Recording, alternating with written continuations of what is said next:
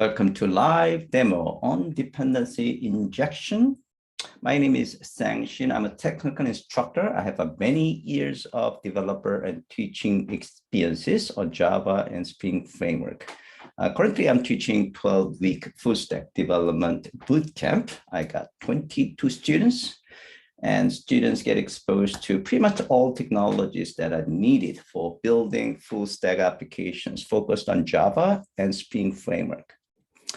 I worked as a Spring instructor at Pivotal at VMware about 4 years. As you know, Pivotal is the inventor and maintainer of Spring Framework.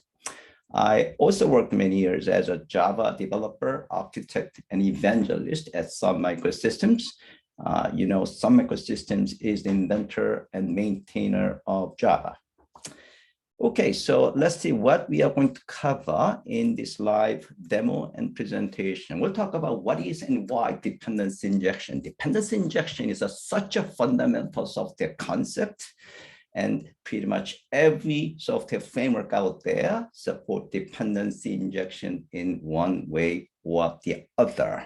What is dependency injection? Dependency injection, the concept is rather simple. Basically, you are going to get your dependencies through the constructor or setter in the context of Java, instead of you creating dependencies using new keyword, locator pattern, or even factory pattern. So why dependency injection is such a fundamental concept in software design, we're going to actually talk about it while writing code. So the demo scenario goes like this. We're going to actually write code that does not use dependency injection, and we'll figure out, we will take a look why it caused some problems. And then we'll refactor the code to use dependency injection. And one of the benefits of using dependency injection is that you should be able to write unit tests using mocking framework. In this case, we're going to use Mockito. And we'll refactor the code to use Spring Framework, and we'll summarize. Okay, so let's move ahead. We have a vanilla application written in, actually started as a Spring application. Okay, so let's write our target class called employee. Java class, we're going to call it employee. And let's say this employee class has two dependencies, address maybe, or department. So let's write two fields, private, and address type, and we're going to call it address. So this is one of the two dependencies this employee class has. So let's create address class. Okay, so address class, let's say it does have a single field called city. So we're going to have a private field and string city. And for the sake of simplicity, we're going to just initialize this field with maybe Boston, like this. And let's have a method that the method that could be called externally.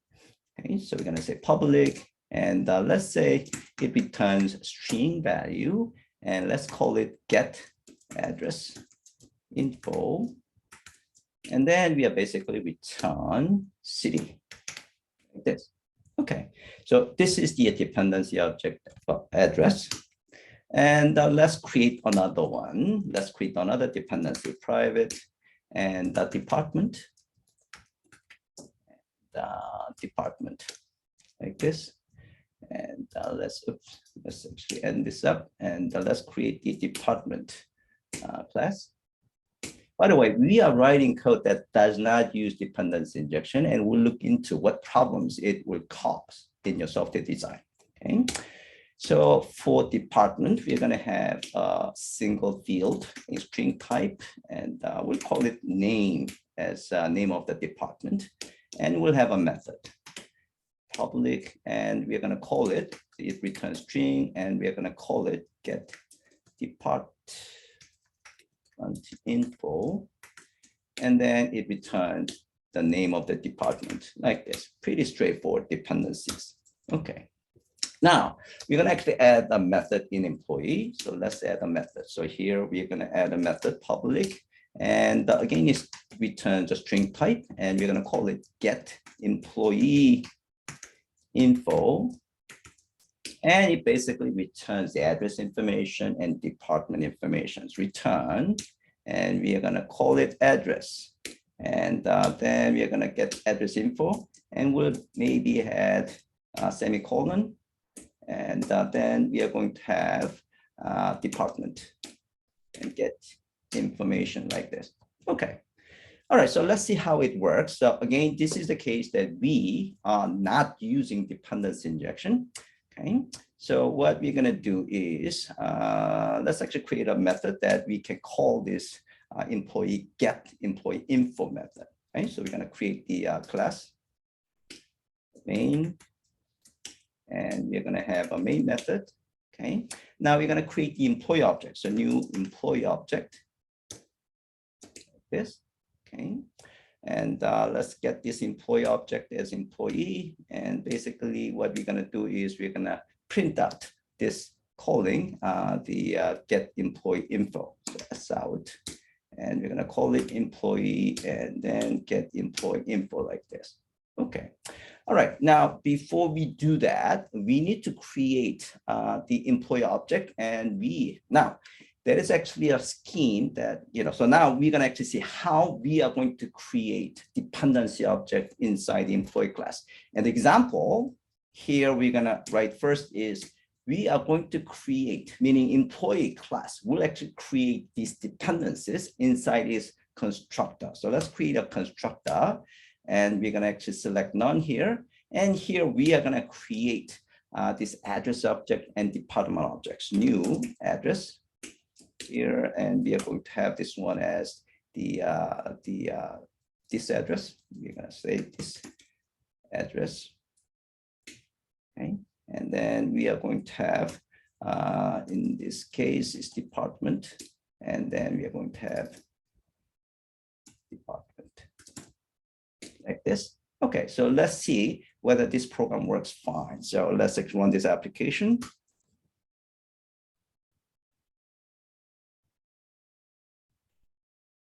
Okay, so Boston and null.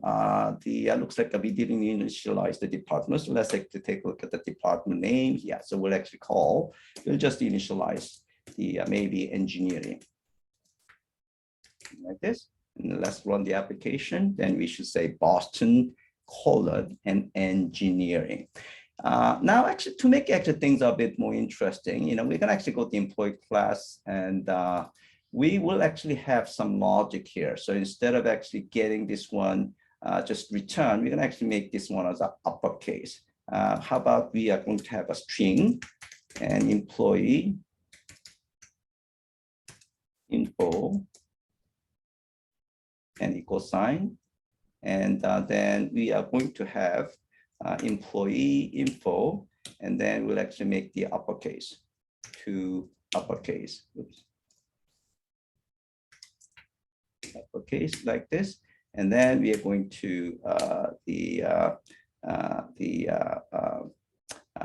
let's just have this one to be printed out directly here.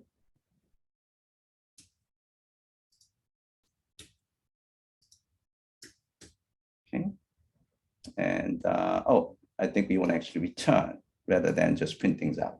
Okay, like that. So let's actually say return. And we don't need this parenthesis. Okay, so let's run this code, and we should actually get Boston and engineering in capital letters. So that works.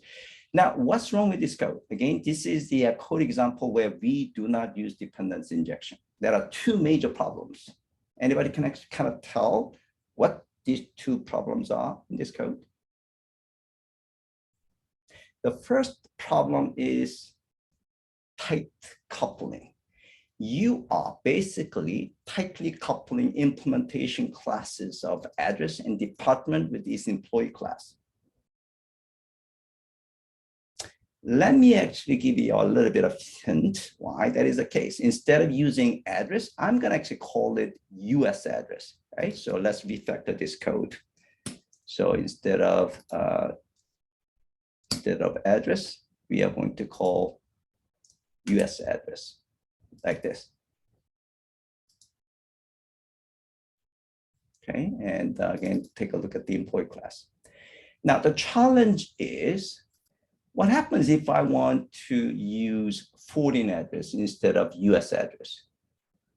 Now, the reason is tightly coupled with the US address is because if I want to use a different address type, such as foreign address, I'm forced to change this employee class.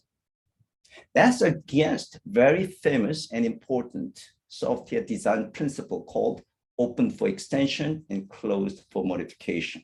What does that mean? What it means is that if you want to extend the functionality of your software, you should be able to do it without being forced to modify existing code.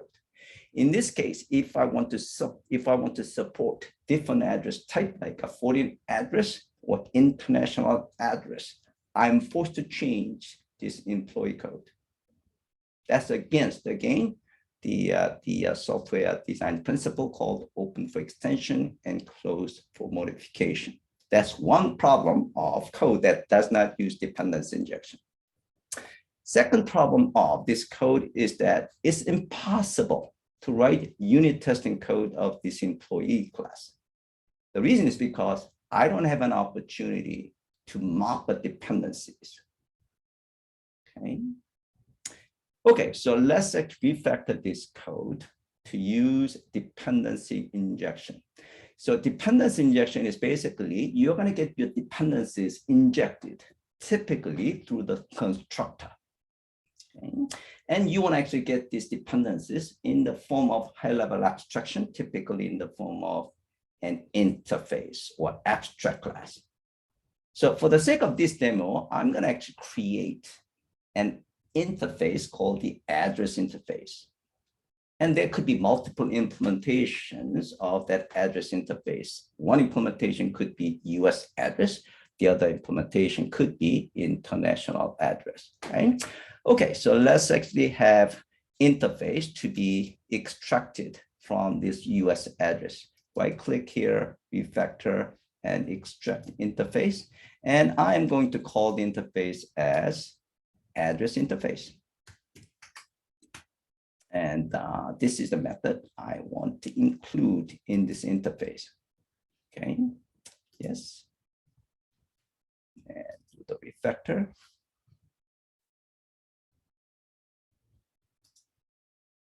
Okay, so US address is now an implementation of address interface. Okay. Now let's see the code, how we can actually leverage dependency injection and getting dependencies to be injected through the constructor. So instead of creating your dependencies yourself using new keyword, I'd like to have those dependencies to be injected. Again, using high-level abstraction, in this case, interface. Okay, so I'm going to just use address interface and department, it should work pretty much the same. So I'm going to have address interface, and I'm going to call it address. And for department, and department like this, and this one should be this address, and should be address like this. And this one should be address interface. We should actually get this one in the form of high-level abstraction called address interface in this case. And same thing for department. This department and then department like this. Okay. So now it should work. So let's actually run the application again. Oh, we have to actually create employee object. So here we have to provide the address and the dependency, department dependency to be injected. Okay, so you're gonna pass US address here, and then we're gonna create the new department object to be injected. And let's run the code. Okay, so it results in the same thing. Now, as I said before, now this employee class is loosely coupled, at least with address implementation. This employee class does not need to be changed. Even if you want to support different address type, you should be able to pass, in this case, US address or international address. So this employee class will have these dependencies to be injected. Okay? So as far as the employee class and address class is concerned, they are now loosely coupled because employee class is not tightly coupled with a particular implementation of address. That is an example of loose coupling, and that is a good thing. The second benefit of using dependency injection is unit testability. Now, because these dependencies are injected, in this case, through the constructor, you have an opportunity to mock these dependencies so that you can actually focus on unit testing of the functionality of your employee class. In this case, the business logic we want to unit test is basically converting the result of employee information into uppercase. That is the only thing that you want to unit test. You don't want your employee unit test to get a failure from the dependencies. So that's why you should be able to mock your dependencies, and you can train your dependencies to behave in a way you want. Okay, so let's write unit testing code. So we are going to write testing code of the employee class. So we're going to call it employee test. Okay, so this is the testing code. Okay, because we are going to use marking framework, in this case, Mockito, we have to have an extension. So we're going to have extend with, and we are going to use a Mockito extension class. Okay, now in this employee test class, now you should be able to get your test target. Well, you're going to actually create your test target in your testing code. So let's write the testing code. So we're going to write the testing code. So what we want to do is basically, we want to make sure get employee info method returns the value we expected, right? So we're going to actually write the testing method. I personally like to write the testing method as expressive as possible.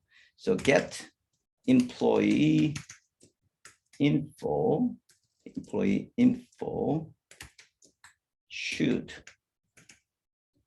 return uppercase value given valid dependencies. Yeah, I think the dependency is valid the address. And let me just expand this one, and department. Okay, so basically, whenever you're writing your testing code that involves dependencies, I personally like to actually structure in 3 different sections. So here, the range is basically you are going to train your dependencies to behave in a way you want, okay? And then act and assert. Okay, that's where you are going to call the test target method, in this case, get employee info, and make sure it returns the value that you expected. And then verify to make sure your dependencies are in fact invoked in a way that you trained it. Verify. Okay. All right. So here we are going to use BDD Mockito, and given, and we have 2 dependencies. So we're going to start with the address. Right. Now, we have to actually have those 2 dependencies to be mocked, right? So we're going to use mock annotation from Mockito, and private and address interface address. And we're going to just call it address. And we have another one, mock and public and the department. So we have those 2 dependencies to be mocked, right? Now we're going to actually kind of train those mock object to behave in a way we want. So we're going to start with address object, and get address info is called. We want to return, let's actually say maybe address is New York. How about that? New York, like this. And then we're going to actually train the other one, so department. And that should be get department info. And this time we are going to actually use marketing. Yes, okay. All right, so we train our dependencies to behave the way we want. So there should not be any failure from dependencies, okay? Now we're going to create employee. This is our test target. So the employee, And we're going to actually pass address object and then a department object. Okay, and let's get this employee. And then we're going to call employees get information, employee get employee info, and that we should extract as employee info. Now we should assert whether this return value is in fact something you expect. So we're going to use assert J, assertions. Oops, assertions. Assert J, assert that, and employee info. Employee info, and that should be is equal to, and that should be this time is going to be capital New York and colon marketing. Okay, this is basically what we expect. And then we are going to verify to see whether our dependencies are in fact invoked in a way we trained it. Let's actually add static import. So let's add static import. Okay, and then we are going to verify, and address dependencies, and it is called with a get address info, and the same thing for department, and get department info. All right, so let's run this test.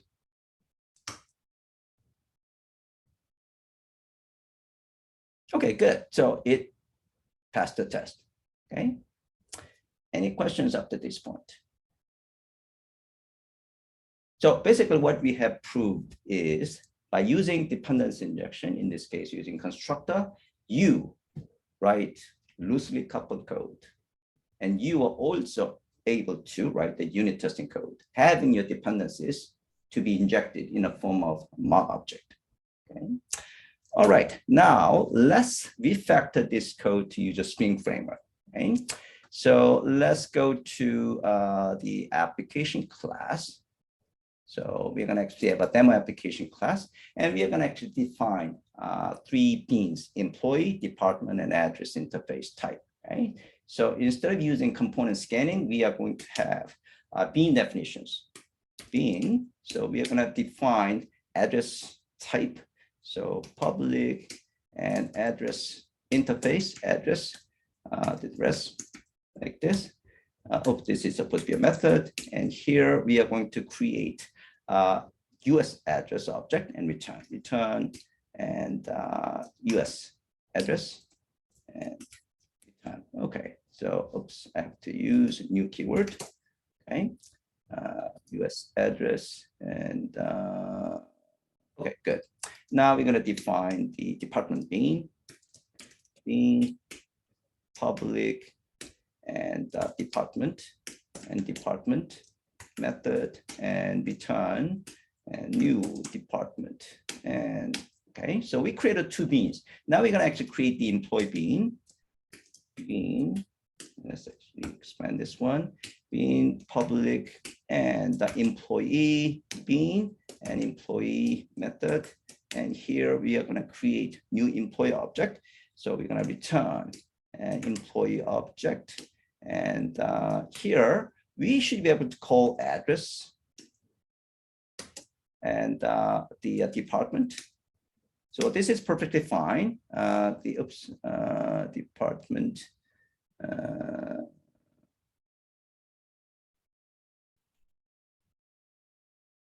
Oh, yeah, I'm new. Okay.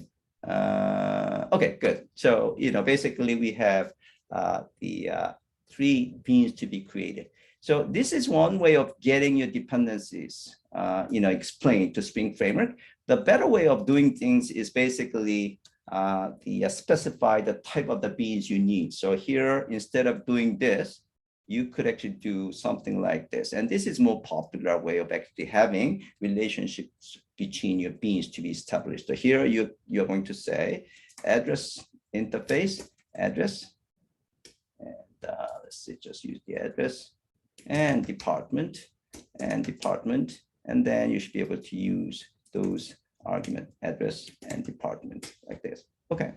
Now, what we want to do is basically to test this application. I'm gonna create a command line runner bean. So command line runner bean is a special bean. Basically, when Spring application gets started, it searches for all command line runner beans, and it will execute the logic inside those beans. So let's create just one command line runner bean. Again, you are going to use a bean annotation and the public, and I'm going to call it command. Yeah, the type is command line runner. I'm going to call it command line runner method here. Okay. And then we're going to return new command line runner. Okay. And here you are going to return command line runner object. And here you should be able to specify any logic you want to get executed when the application gets started. So basically what I want to do is basically create employee object. Oh, actually, we like to have an employee object to be injected, and then we're going to call get employee info method. So the way you should be able to get employee object to be injected in this command line runner method is, again, receive employee and employee object. Okay? So what Spring will do is during the application, once the application context is actually created, we'll search for employee bean from the application context and will inject it to you. Okay? So we should be able to get employee method, and we're going to call employee get info method. And again, it should actually return employee info. And basically, we're going to just print things out to the console. So S out and employee info like this. Okay, so let's see if this one works.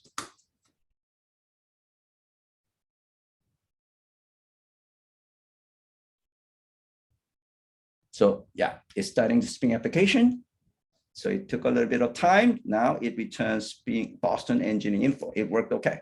Now this code could be refactored to use Lambda. So let's actually use IntelliJ tool. Okay, so we actually convert into the Lambda expression. So let's make this one a bit more cleaner. So I'm going to extract this one, and let's have it here. And then we are going to have like this. Okay, and in this case, we don't even have to have this curly brace, right?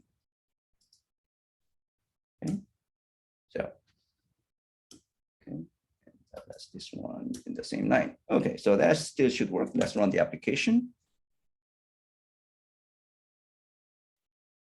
and it should return again Boston engineering. So that worked okay. Okay, so now let's actually write the testing code using Spring Framework.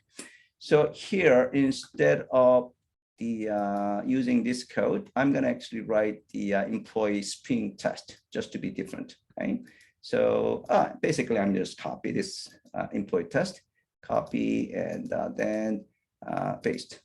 And I'm going to just say employee Spring test. Okay, so instead of not using Spring, we're going to actually use a Spring to test.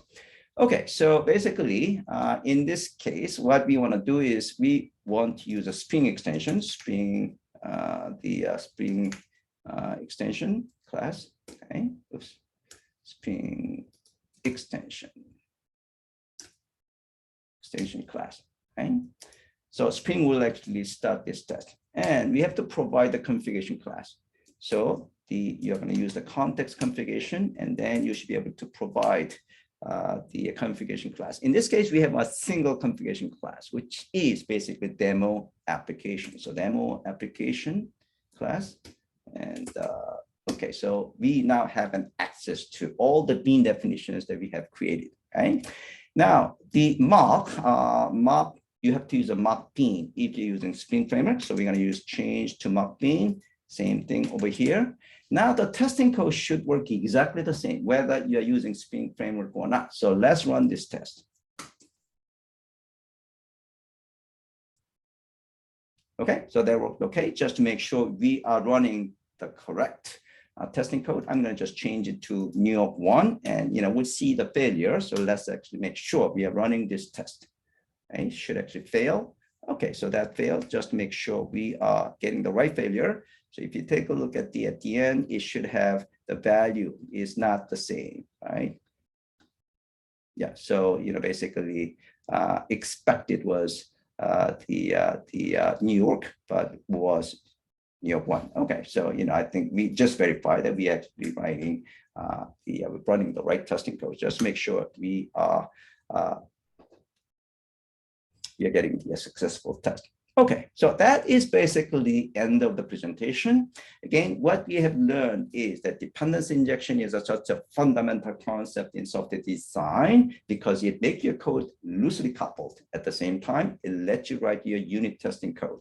Now, when dependency injection is used along with the Spring Framework will be able to instantiate all your beans at the same time. It will inject the dependency beans into the target beans. Okay, so that's another benefit of using dependency injection. So hopefully this has been useful to you, and we'll talk about something more interesting next time. So let me stop sharing, and I should be able to stop recording.